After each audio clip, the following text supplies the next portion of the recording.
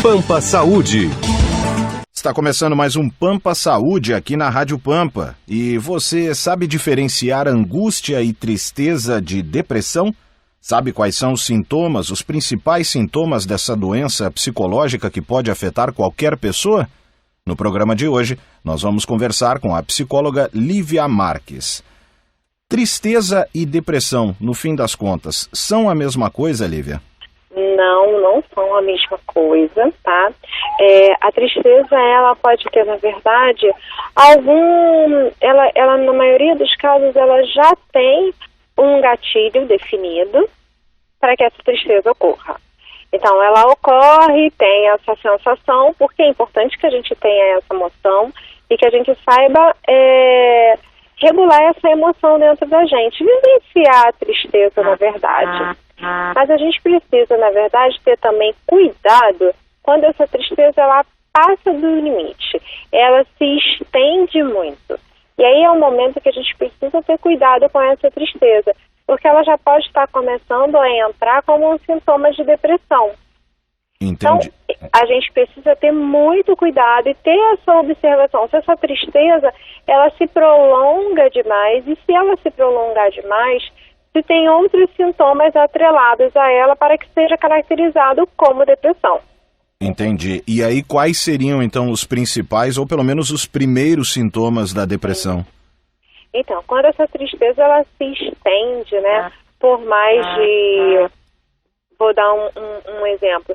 Por mais de 2 semanas, 3 semanas, se a pessoa começa a se mostrar muito irritada, se a pessoa começa a ter uma oscilação na alimentação, na forma dela se alimentar, ou para de comer, ou não come nada, ou então come de uma forma muito exacerbada, se isola, o isolamento, né?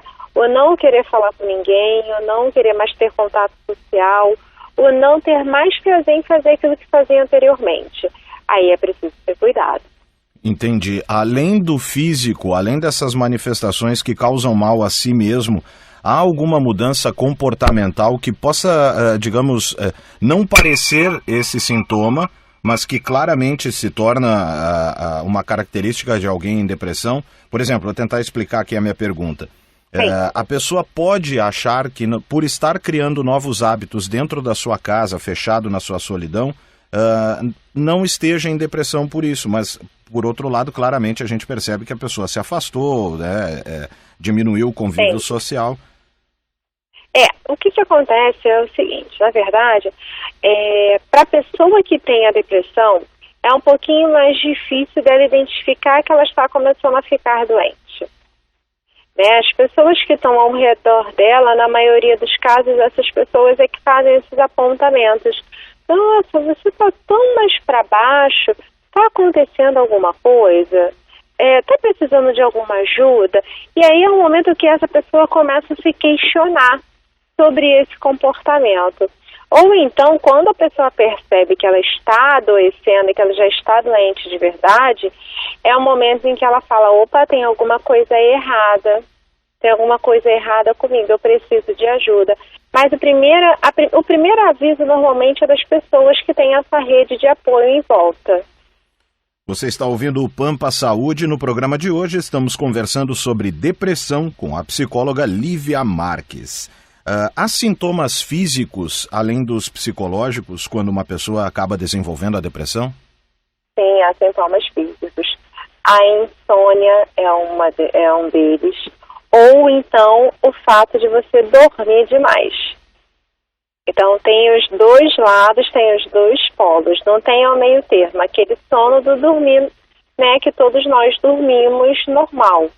Ou você dorme muito ou você não dorme absolutamente nada. A gente também pode falar do ganho de peso e da perda de peso, pelo fato do que eu acabei de falar. A pessoa, ela simplesmente ou para de comer ou começa a comer demais. A gente também pode falar das questões de irritabilidade. A pessoa, ela começa, por exemplo, a ficar mais irritada, pode ser um pouco mais violenta, mais agressiva naquilo que ela fala, e até com ela mesma, né? A gente vê que algumas pessoas, elas começam a se mutilar, a se machucar, então a gente precisa começar a prestar atenção nisso. Entendi. E todas as pessoas, elas estão sujeitas a desenvolver quadros de depressão? Todas as pessoas, a gente precisa sempre ficar atento. Se dentro dessa família já existem casos de depressão, isso é importante, mas todos nós estamos expostos a isso. E depressão é algo que tem um índice muito grande hoje no mundo, né, na sociedade de uma forma geral, entre jovens, adolescentes, adultos e crianças também. Entendi.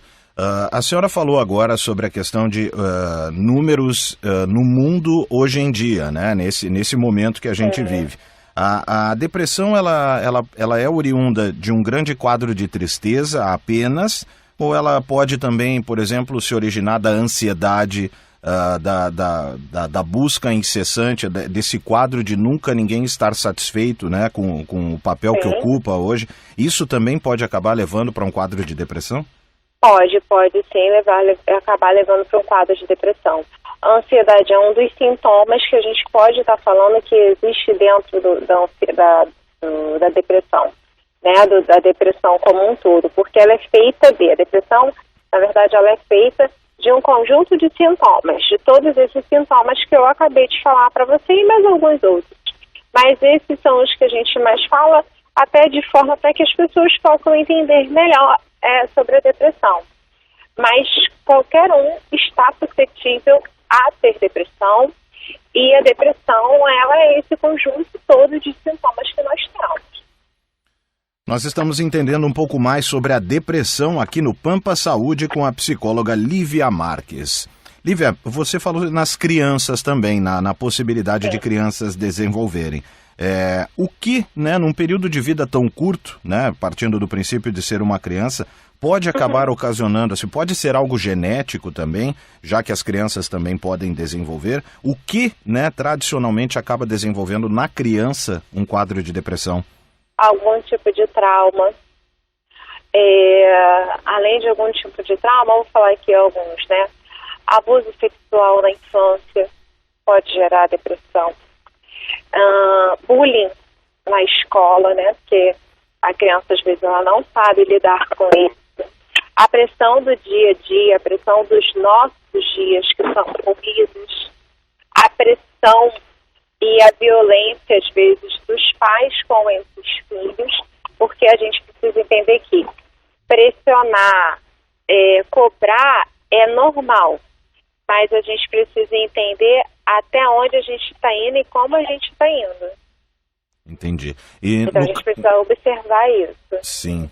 No caso de uma criança, por exemplo, que comece a apresentar alguns sintomas e que, vamos supor, os pais ainda não tenham percebido, mas a escola, por exemplo, algum professor, né, um diretor de uma escola, as escolas hoje, elas já estão de alguma forma preparadas para trabalhar com isso? Infelizmente, nem todas as escolas. Isso é algo muito grave, né? A gente aqui no Rio, eu tenho desenvolvido um trabalho com as escolas da gente levar essa conscientização para os professores, porque os professores precisam estar mais assistidos, né, pela escola, o professor precisa estar mais assistido e mais baseado de conteúdo e de práticas para que eles possam identificar, perceberem o que está acontecendo, saberem validar a voz dessa criança, para que tenha um contato, um trabalho em equipe, escola, pais, pediatra, psicólogo, para que a gente faça isso. Né? Nos meus atendimentos a crianças e adolescentes, eu vou até a escola para conversar, para saber o que está acontecendo, como está acontecendo, e explicar e também orientar esses professores para que eles possam ter práticas melhores dentro da escola. E no caso de uma pessoa ter constatado este quadro, como que nós, por exemplo, nesse primeiro momento, eu digo nós, família, amigos, sim, como que a gente pode fazer essa abordagem? Porque a gente percebe também que há um primeiro momento de negação, né? Imagina-se que haja esse primeiro momento de negação. Como a gente pode, sem uma pressão excessiva, oferecer algum tipo de ajuda? Eu acredito que amigos, famílias, eu sempre chamo de rede de apoio. E essa rede de apoio, ela precisa ser empática e sem julgamentos. Ela precisa, na verdade, estar vendo essa pessoa, perceber que essa pessoa está sofrendo, está com alguma questão e saber falar com essa pessoa, saber abordar essa pessoa no momento oportuno e perguntar: você não quer ajuda? Eu posso estar te ajudando, como eu posso te ajudar?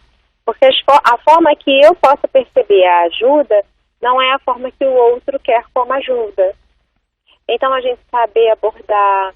Se a pessoa ela quiser um auxílio psicológico, mas tem vergonha de buscar, tem vergonha de procurar, você dizer: não tem problema, eu posso ir com você. Eu posso te acompanhar. Eu sei que o momento está difícil, mas vamos lá, porque eu estou junto com você. Estar junto é importantíssimo. Entendi.